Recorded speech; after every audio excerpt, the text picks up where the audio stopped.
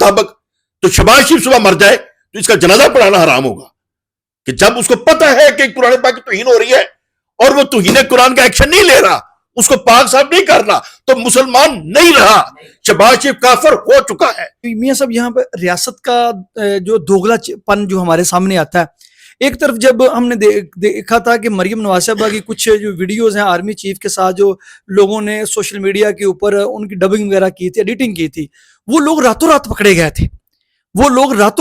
گئے تھے، لیکن یہاں پہ اتنا بڑا مسئلہ ہے، یہاں پہ ابھی تک اس طرح کی جو ریاست کو یہاں پہ پھرتی دکھانی چاہیے تھی، یہاں پھرتی کیوں نہیں ہے؟ اقبال یہی سوال کریں ان بے غیرتوں سے کہ آپ مسلمان تو ہو کہ نہیں ہو؟ مریم کے خلاف کوئی بات کرے گا تو راتوں رات پکڑ لیں گے، لیکن توہین قرآن کرے گا تو کوئی شرم نہیں ہے، کوئی حیا نہیں ہے۔ اگر اس نے ایکشن نہ لیا، اسے توبہ نہ کی، استغفار نہ کی، اللہ سے معافی نہ مانگی۔ میاں صاحب یہاں پہ ایک اور بڑا سوال ہے ریاست کی اسی دوگلے چہرے، اسلام آباد میں راتوں رات مساجد کو شہید کر دیا جاتا ہے، وہاں پہ درخت لگا دیے جاتے ہیں۔ ریاست ان معاملات میں جو اسلام کے خلاف ہیں، جو جہاں پہ مساجد کے خلاف کارروائی کرنی ہو، علماء کے خلاف کارروائی کرنی، عوام کے خلاف کارروائی کرنی ہو، جہاں پہ ریاست کے کچھ سیاستدانوں کے کچھ طاقتوروں کے مفادات ہیں، وہاں پر یہ ریاست جاگ جاتی ہے۔ پاکستان ایک اسلامک ریاست ہے، پاکستان جو ہے وہ اسلام کے نام پر حاصل کیا گیا تھا۔ آج کل پاکستان کے اندر جو ہے ایک قرآن کی توہین کا جو ایشو ہے، جس کے اوپر آپ ماشاءاللہ بہت توانا آواز اٹھا رہے ہیں، پاکستان کے تمام جو علماء کے لیے بلکہ تمام مسلمانوں کو آپ ایک ایز اے لیڈر اس تحریک کو لیڈ کر رہے ہیں۔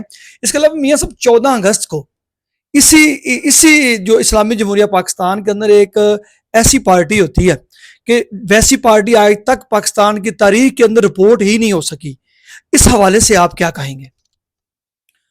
دیکھیں، اصل میں یہ ہمارے حکمرانوں کی نالائکی اور بے حسی ہے، بدقسمتی ہے ہماری کہ قائد اعظم رحمۃ اللہ علیہ کے بعد ہمیں ایسے نالائق حکمران پیش پڑے رہے ہیں جنہیں دین کی سمجھ ہی نہیں ہے۔ ان کی توجہ اپنی لوٹ مار کی طرف ہے، اپنے جدادے بھرنے کی طرف ہے، نہ عوام کی طرف توجہ ہے، نہ دین کی طرف توجہ ہے۔ عوام کے اندر تو جذبہ ہے، اور جب کبھی سرکار دو عالم صلی اللہ علیہ وآلہ وسلم کے کارٹون کسی نے بنائے تو وہ بھی شور سب سے زیادہ پاکستان سے اٹھا۔ اگر فرانس کے اندر قرآن پاک کی توہین کی گئی تو وہ بھی پاکستان سے بہت زیادہ شور اٹھا۔ اور جب یہ ملحد لوگ یہ دیکھتے ہیں کہ جب یہ لوگ ایسے کر رہے ہیں، انہوں نے پھر پری پلانڈ ایک سرنگ لگائی ہے میرے حساب سے کہ ہم پاکستان کے اندر لوگوں کا بیڑا گرک کریں اور ان سے قرآن پاک کی توہین کرائیں، اور یہ ایک پری پلانڈ سارا کچھ ہو رہا ہے۔ لیکن بدقسمتی یہ ہے کہ کیا حکمران جب کچھ سیاسی اختلاف ہو اس کو ڈھونڈنے تو اس کی ماں بہن کو بھی اٹھا لیتے ہیں۔ تو اللہ کے نبی کی توہین ہو رہی ہے، قرآن پاک کی توہین ہو رہی ہے، تو ان کو نہ شرم ہے نہ حیا ہے، بالکل بے غیرت ہو چکے ہیں، بالکل بے غیرت ہو چکے ہیں۔ اور وہ جو الہادی قوتیں ہیں وہ تو یہ کام کریں گی، جو دہر گی ہیں وہ تو کام کریں گی۔ یہاں میاں صاحب باقاعدہ اس پارٹی کی جو ایک سٹینک جو ایک آرگنائزیشنز ہیں لاہور کے اندر جو ہیں وہ ڈیپلی یہاں پر کام کر رہی ہیں، باقاعدہ ان کو حکومت نے اس پارٹی کی پرمیشن دی ہے۔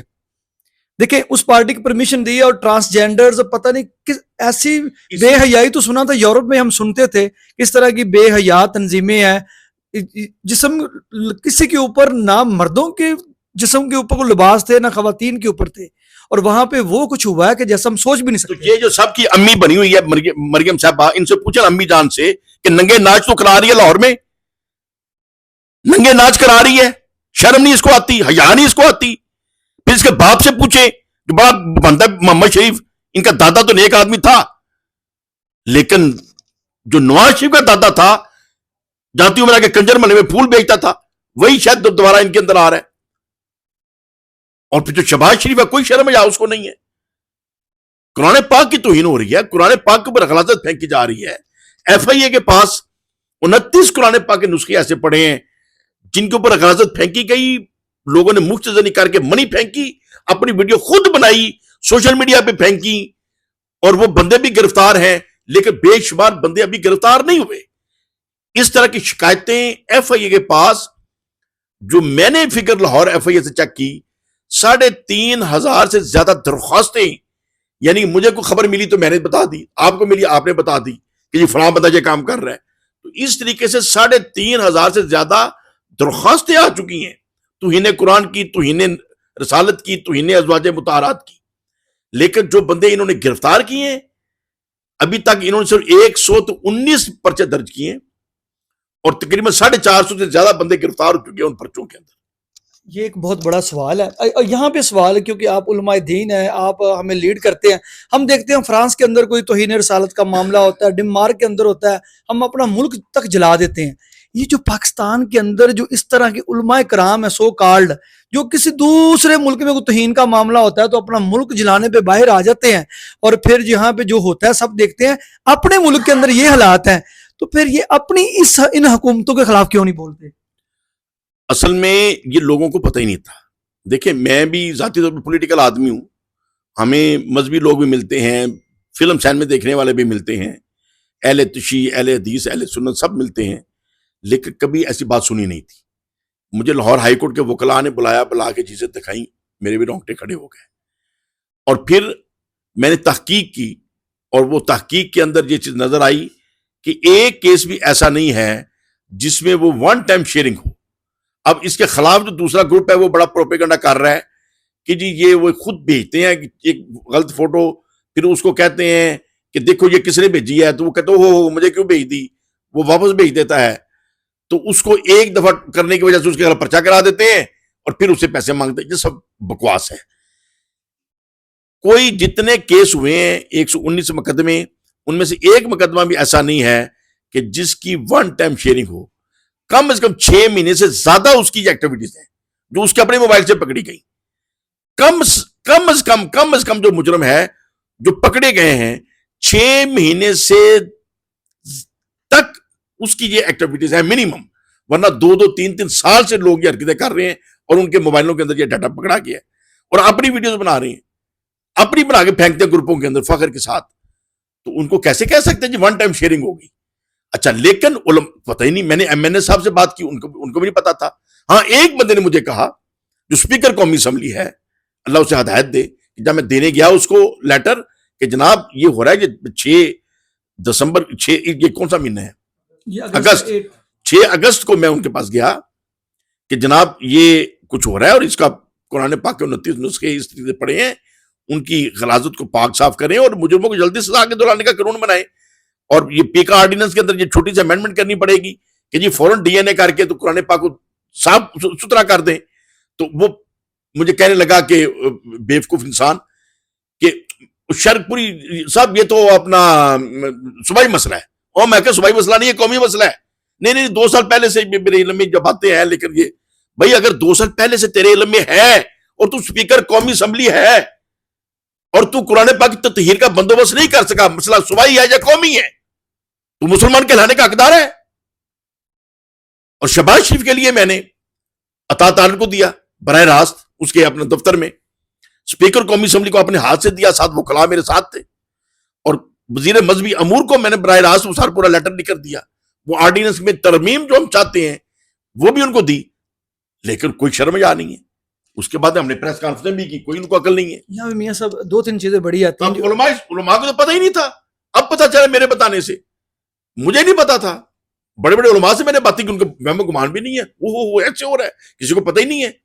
اب جب پتہ چلے تو ہم کوشش کریں کہ آگ نہ لگے، ملک بچ جائے، یہ شرم کریں. اب نہیں کریں گے تو انشاءاللہ تعالیٰ اگلے جمعے کو ہم پورے ملک میں احتجاج کرائیں گے، پھر ان کو عقل آئے. نہیں میاں صاحب یہاں پہ ریاست کا جو دوگلا پن جو ہمارے سامنے آتا ہے، ایک طرف جب ہم نے دیکھا تھا کہ مریم نواز صاحبہ کی کچھ جو ویڈیوز ہیں آرمی چیف کے ساتھ جو لوگوں نے سوشل میڈیا کے اوپر ان کی ڈبنگ وغیرہ کی تھی، ایڈیٹنگ کی تھی، وہ لوگ راتوں رات پکڑے گئے تھے. لیکن یہاں پہ اتنا بڑا مسئلہ ہے، یہاں پہ ابھی تک اس طرح کی جو ریاست کو یہاں پہ پھرتی دکھانی چاہیے تھی، یہاں پھرتی کیوں نہیں ہے؟ اقبال یہی سوال کریں ان بے غیرتوں سے کہ آپ مسلمان تو ہو کہ نہیں ہو. مریم کے خلاف کوئی بات کرے گا تو راتوں رات پکڑ لیں گے، لیکن توہین قرآن کرے گا تو کوئی شرم نہیں ہے، کوئی حیا نہیں ہے. نبی رحمت صلی اللہ علیہ وسلم کی توہین کرے گا تو کوئی شرم حیا نہیں ہے. یہ مسلمان ہے. میں نے مفتی منیب الرحمان صاحب سے بھی مسئلہ پوچھا ہے کہ یہ مسلمان رہ گئے. میرے وجدان کے مطابق تو شہباز شریف صبح مر جائے تو اس کا جنازہ پڑھانا حرام ہوگا، کہ جب اس کو پتہ ہے کہ قرآن پاک کی توہین ہو رہی ہے اور وہ توہین قرآن کا ایکشن نہیں لے رہا, اس کو پاک صاحب نہیں کر رہا, تو مسلمان نہیں رہا. شہباز شریف کافر ہو چکا ہے, میرے وجدان کے مطابق ہو چکا ہے.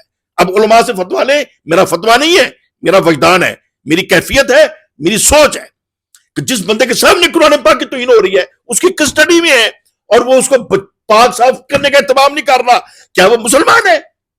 وہ مسلمان ہے, وہ مسلمان ہے. شہباز شریف کافر ہو چکا ہے, اور اس کا جنازہ پڑھنا حرام ہوگا اگر اس نے ایکشن نہ لیا, اگر اس نے ایکشن نہ لیا, اسے توبہ نہ کی, استغفار نہ کی, اللہ سے معافی نہ مانگی. میاں صاحب یہاں پہ ایک اور بڑا سوال ہے ریاست کی اسی دوغلے چہرے. اسلام آباد میں راتوں رات مساجد کو شہید کر دیا جاتا ہے, وہاں پہ درخت لگا دیے جاتے ہیں. ریاست ان معاملات میں جو اسلام کے خلاف ہیں, جو جہاں پہ مساجد کے خلاف کارروائی کرنی ہو, علماء کے خلاف کارروائی کرنی, عوام کے خلاف کارروائی کرنی ہو, جہاں پر ریاست کے کچھ سیاستدانوں کے کچھ طاقتوروں کے مفادات ہیں, وہاں پر یہ ریاست جاگ جاتی ہے. جہاں پر عوام کے جو مسائل ہیں یا اسلامک اس طرح کے جو ایشو اتنے بڑے ہیں, مسئلے ہیں, یہاں پر ریاست کیوں نہیں جاگ رہی؟ اس لیے کہ ریاست ڈاکوؤں کے ہاتھ میں ہے, ریاست چوروں کے ہاتھ میں ہے. آپ اپنا گھر چوروں کو دے جائیں کہ یار میں ذرا کراچی سیر کرنے جا رہا ہوں, گھر سنبھالنا, پیچھے کچھ بچ کی تو بتا دینا. جب پاکستان ہم نے سبوت چوروں کے کر دیا ہے تو انہوں نے تو لوٹ ماری سوچنی ہے, ان کے پاس ٹائم ہی نہیں ہے دوسرا کام کرنے کا. جی ناظرین, آپ نے صاحبزادہ میاں جلیل احمد شرقپوری صاحب کی گفتگو سنی, جو کہ توہین قرآن کے حوالے سے وہ تحریک کا آغاز کر چکے ہیں, اور انہوں نے کچھ الٹیمیٹم بھی دیے ہیں. اگر گورنمنٹ نے ان کے الٹیمیٹمز کے اوپر جو ہے وہ فوری طور پہ کاروائیاں نہ کی تو پاکستان کے اندر ایک نئی موومنٹ جو ہے وہ سٹارٹ ہونے جا رہی ہے.